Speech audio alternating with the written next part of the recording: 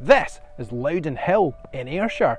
It's a volcanic plug and it's had quite a colourful life. Welcome to Scotland Unplugged, and a story of shifting continents, Romans, William Wallace, and a battle that would determine the country we live in today. What you're looking at is the cooled lava from a volcano that erupted 300 million years ago. It looks insane. I spotted it from a distance as we drove past a few weeks ago. There are only 17 volcanic plugs in Scotland, so it does stand out quite a bit. As well as being a bit of a boggy mess when it rains, the surrounding land has formed a backdrop to some pivotal stuff in Scottish history. There's evidence of an Iron Age settlement. The Romans built a fortification nearby at Allenton Beg, and the original version of the road that runs alongside the hill. With its height and views, you can see how Loudon Hill was strategically important. According to the poet Blind Harry, William Wallace ambushed an English force led by Fenwick, the man who killed his father, here in the year 1296. There's even a statue commemorating it. The only problem is, we don't know how much of what Blind Harry wrote was actually true. He would have been a travelling minstrel who earned his living telling tales of heroes to people with money. Harry made reference to John Blair, who was supposedly William Wallace's chronicler, but whatever John Blair did or didn't record has been lost to history. There is a hill nearby known as Wallace's grave, said to be the grave of enemy soldiers he killed here. But no one really knows. We do know that on the 10th of May 1307, Robert the Bruce's army fought an army led by Aymer de Valence, the Earl of Pembroke, here in the shadow of this very plug. The country was still in a state of flux after Edward I of England, known as Edward the Longshanks and later the Hammer of the Scots, had invaded and taken the previous king, John Balliol, captive. The year before had been a bit busy for the Bruce. He'd kicked things off by meeting his rival for the crown, John Cummin, in a church in Dumfries, then stabbing him. That earned him his first excommunication from the Pope. Then he'd had himself crowned king in Scone. Then he'd suffered a heavy defeat at the Battle of Methven and was almost captured by Valence, who, by the way, was actually his cousin and also John Comyn's brother-in-law. Christmas dinner must have been awkward in their house. His wife and daughter were captured and taken south.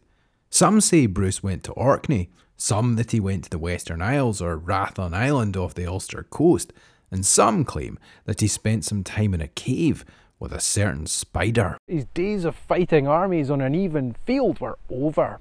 He returned in early 1307, landing at Turnberry, where he may have been born. He managed to pull a fast one on Valence in Glentrool. He couldn't compete with the sheer numbers Edward the Longshanks' army had on an open battlefield. He had to think differently, to work with what he had. And what he had was a lot of hostile topography. As Valence's army marched along the bank of the loch, at the foot of a hill, Bruce's men were further up, waiting. Bruce ordered his men to use sticks and levers to loosen as many boulders as possible. Then they rolled them down the hill, quite literally crushing the opposition. It was like something Wile E. Coyote might try, but it worked. Then they followed up with arrows, just for good measure. It wasn't a big victory, it was more of a skirmish, but in propaganda terms, it was massive. A month later, Bruce was here at Loudon Hill. After Glentrool, Aymer's name was Mud. He was known for being a fighter, and the humiliation and lack of reports meant that Edward was starting to accuse him of cowardice. Aymer needed to do something drastic. He challenged Bruce to meet on the field of battle, like knights. But Bruce had a few tricks up his sleeve. He accepted the challenge and named this as his battle site. One account has Valence's army at 3,000 and Bruce's at 600, so he had to be clever. It's a bit boggy today after a spot of rain, but in 1307 it was a proper mess. The River Irvine ran along one side and there was a bog on the other, but that would prevent the English army from circling his own troops. Bruce had his men cut 3 trenches from the edge of the moss, then built embankments.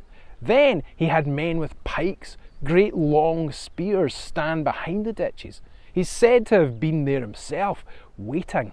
Valence's army was split into a rear guard and a vanguard, with the cavalry advancing first to plough through Bruce's defences and end this decisively. As they surged forward, they couldn't see the ditches or the spikes hidden in the ditches. It would have been a mess. Horses getting spooked and turning at the last minute, men being thrown onto spikes, then a big tussle as the two front lines met. The battle scene in the film Outlaw King makes it look pretty open, with one-on-one fighting. It would have been a bit more of a quick, chaotic crush. Once the front line was spooked, they retreated and the rear guard turned and ran. One account has the English cavalry lost at 100 men. It's thought it was probably a lot less than that, but the damage was done, psychologically. Valence retreated south of the border and Edward marched north to Carlisle. By this time he was old and frail. It took him till June to move, and when he did, he died one morning near the border. The story goes that he demanded his body was boiled so that the flesh was stripped from his bones, and that those bones be carried into battle at the head of every army that fought the Scots from then on. Whether it's true or not, his son Edward II would eventually have him buried in Westminster Abbey. It's mad when you think about it. Between volcanic activity and battles, stuff that happened here shaped the country we live in today, literally and metaphorically. If it wasn't for this place and the landscape, Robert the Bruce might not have won the Battle of Bannockburn or sent the Declaration of Arbroath. I might not actually be standing in Scotland right now. It's a quiet, sort of out-of-the-way place to bear all that historical significance, but looking at it, I'd say it's got the presence to carry it off.